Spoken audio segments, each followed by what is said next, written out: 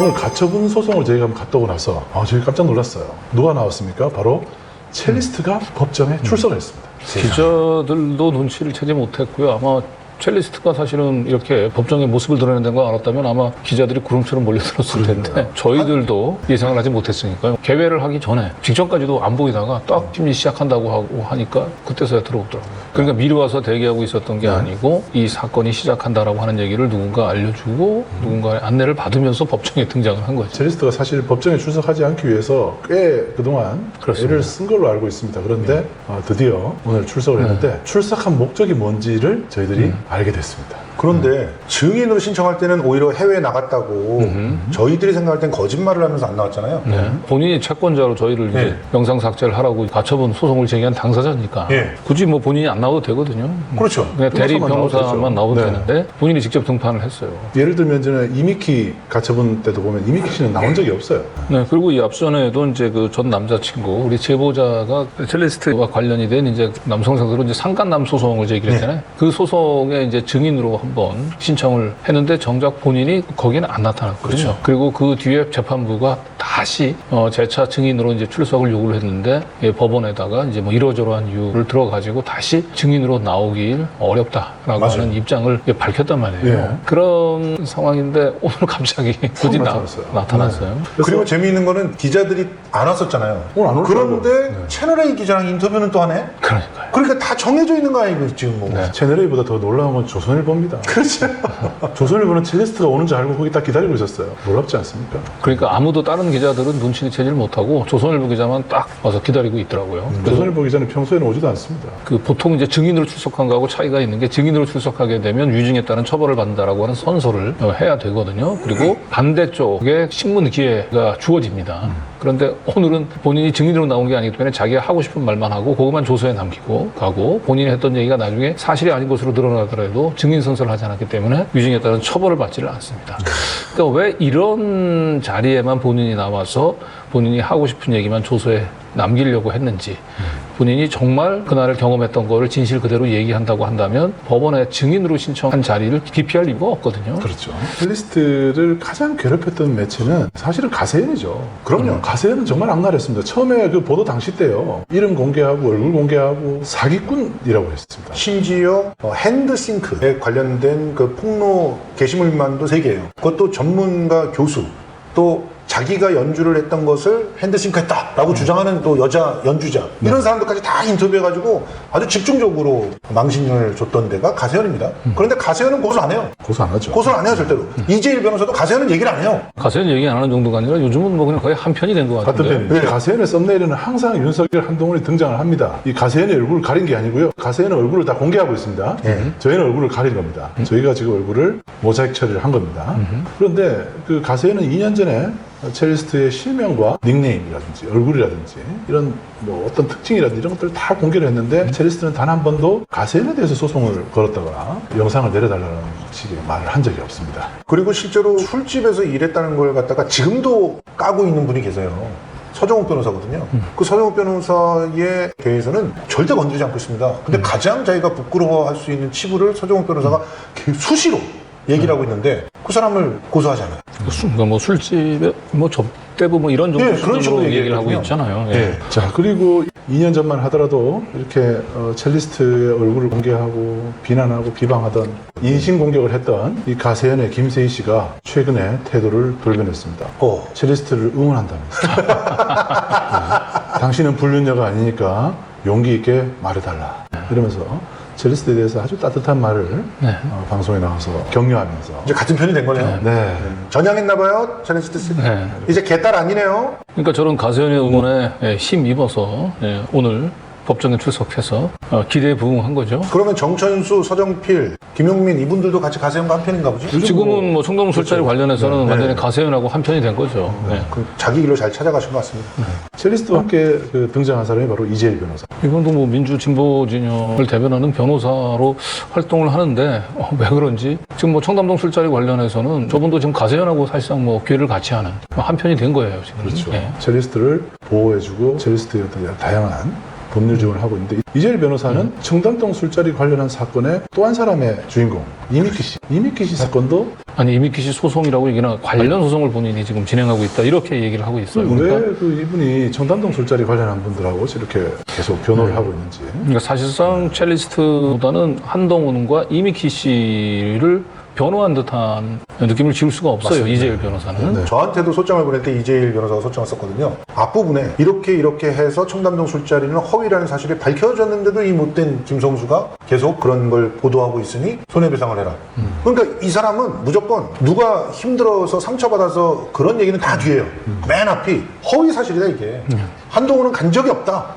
이런 얘기를 갖다 제일 먼저 해주는 거예요. 저는 한번 그런 상상을 해봅니다. 법무부 장관님 제가 할게요 이러신 건 아닌가 하는 생각도 한번 해봅니다. 처음서부터 우리가 보도할 땐 첼리스트의 음성을 저희가 변조해서 보도를 하다가 네. 뭐 TV조선의 인터뷰라든지 아니면 이 동물농장 팀들의 이제 두진서 방송에서는 거의 목소리를 드러내놓고 방송을 해서 저러면 사실상 이제 첼리스트의 음성은 개인정보가 아니고 그렇죠. 본인이 스스로 이제 음성을 드러내고 했으니까 그 이후부터는 저희도 음성 변조를 하지 않았는데 갑자기 느닷없이 음성권 침해를 이제 주장하고 나왔기 때문에 음성을 드러내서 인터뷰했다는 게 바로 열린공감 TV였어요. 네. 네. 6월 24일 정확하게 이틀 전인데 전 남자친구인 제보자를 또 음해하는 내용을 또 방송을 저렇게 했죠. 그래서 저렇게 하고 있는데 자기 음성을 드러내서 지금 얘기를 하고 있는데 자기 음성권을 보호해달라는 얘기를 하는 게 너무 이상하지 않나요? 너무 이상하잖아요. 네. 첼리스트는 저기서도 거짓말을 하고 있어요. 남자친구가 무슨 의처증이 있습니까? 의처증이 있는 사람이 블랙박스를 빼놓은 걸 1년이나 모릅니까?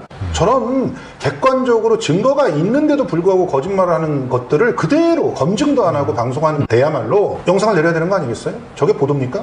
처음부터 끝까지 계속 그 음성권 침해와 관련된 얘기만 계속 오고 갔어요.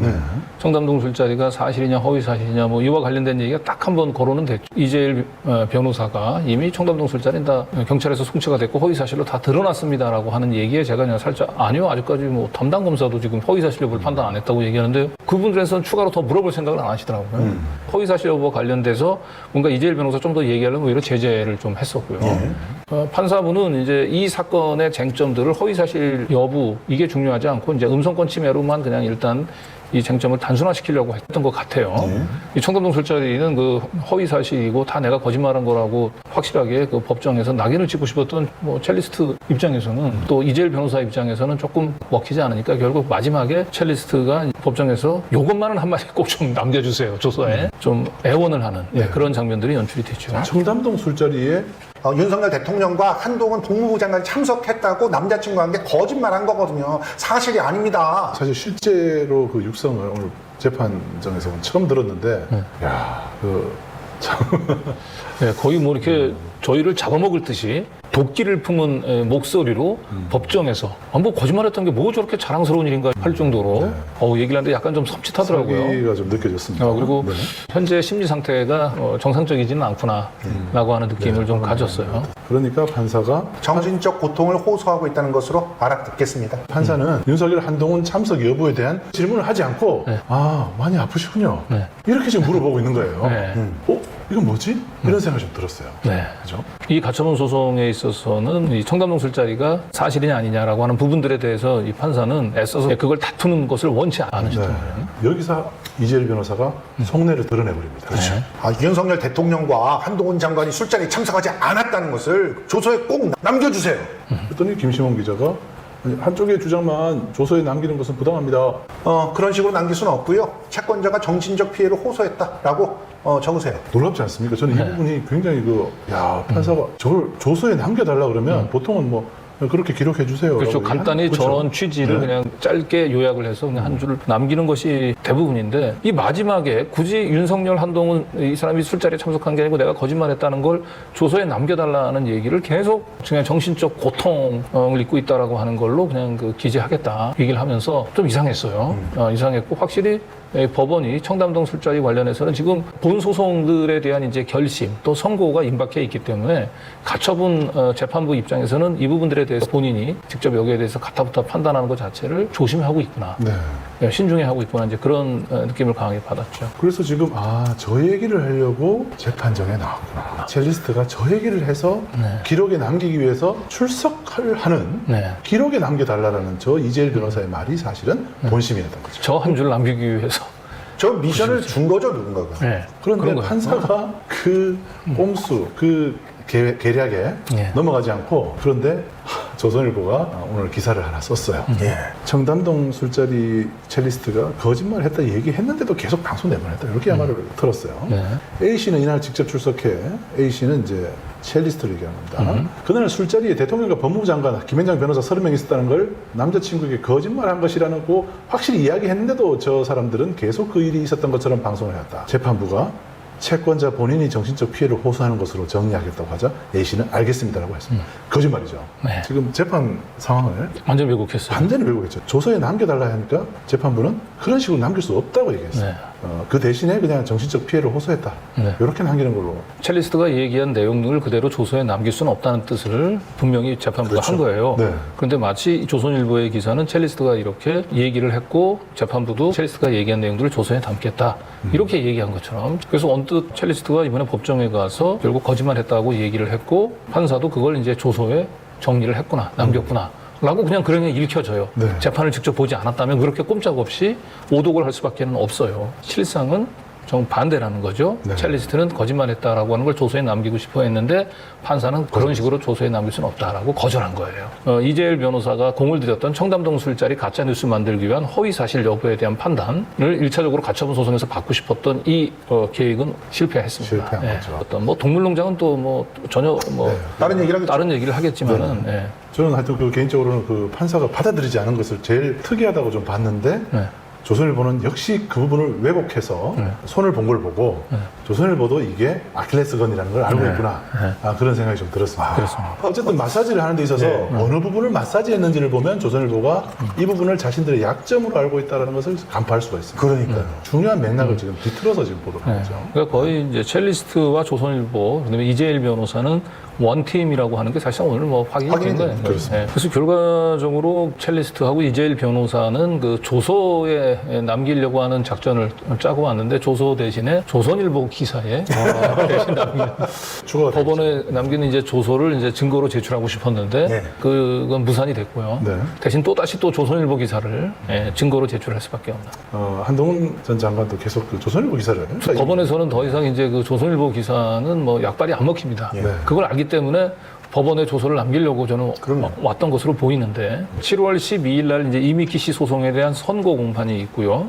그다음에 7월 17일 날 한동훈 10억 손배소의 결심이 있어요. 아이고. 아마도 그 이전에 이제 이 조선일보 기사가 증거로 제출될 가능성이 높아 보이죠. 매우 이재일 변호사와 이 첼리스트가 조선일보가 한 팀이라고 얘기하는 건 오늘 확인이 된 거고요. 그렇죠. 여기서 다시 또 그것을 이제 증거로 한동훈 재판 또 이미키 재판에 제출이 된다고 한다면 한동훈, 이미키, 첼리스트, 이재일, 조선일보 모두 완팀이라고 하는 것들이 다시 한번 이제 확인이 네. 가세형까지. 예. 가세형까지. 자, 그런데 여기 하나 더 있습니다. 예. 채널A입니다. 그러니까 오늘은 단단히 준비를 했어요. 정말 오늘 큰 그림을 그리고 오늘 나타난 네, 거예요. 그러니까 법원에 조서를 남기지 못한 대신에 조선일보 기사만 다뤄졌는데 그걸로도 아쉬움을 달래기는 좀 허전했을 텐데 채널A가 또 등판을 했어요. 채널A는요, 심지어 첼리스트를 직접 인터뷰했습니다. 예. 아니, 음성권 침해를 주장하면서 음성 드러내고 오늘 인터뷰 해버렸어요. 변조도 안 했습니다. 예. 그러니까 이게 말이 되냐고요, 본인이. 음성권 침해를 주장하는 사람이 오늘 심리가 열리기 이틀 전에 이 동물농장하고 인터뷰. 또 오늘은 또 이 재판 당일날 채널A 자기의 음성 그대로 나간 인터뷰를 내보내면서 음성권 침해를 주장한다는 건 좀 코미디 아닙니까, 저거? 코미디죠. 결국 음성권 침해는 그걸로 인해서 본인이 고통을 받았다기보다도 영상을 삭제하기 위한 그냥 근거로 쓰려고 하는 그런 의도를 사실 드러낸 거죠. 그렇습니다. 그러고 나니까 네, 서면으로 제출하겠다. 그래서 채무자인 저희 측에서는 7월 10일까지, 채권자인 첼리스트 측은 7월 17일까지 서면을 제출하십시오라고 얘기를 했습니다. 7월 17일이라는 날짜 공교롭네요. 한동훈 전 장관의 결심일이기 때문에 한동훈 장관은 아마도 이제 그 전에 그렇죠. 좀 나와서 자기가 거기 안 간 걸로 좀 기록을 좀 남겨주면 참 좋았을 텐데라는 생각을 했을지도 모르겠네요. 물론 이 판사가 7월 3일까지 양측이 다 이제 서면을 정리해 주세요라고 얘기를 했었고, 예. 우리는 7월 3일은 조금 좀 부담스럽다라고 이제 얘기를 했는데 이재일 변호사는 계속해서 우리는 7월 3일까지 할 수 있습니다. 7월 3일까지 제출하도록 해주세요. 막 졸랐는데 난리 났어요. 7월 17일로 해버렸어요. 아니, 그 속내가 이렇게 다 들켜가지고 어떻게 작업을 하는 거야. 미션 받은 게 다 들켜버렸잖아. 뭐 하나 오늘 이재일 변호사 입장에서는 조서도 못 남겼지. 그리고 최소한 그 7월 날짜라도. 12일, 17일 전에 이게 가처분의 선고를 받아가지고 그거를 제출을 해야 되는데, 토스를 해줘야 되는데 아무것도 얻은 게 없어요.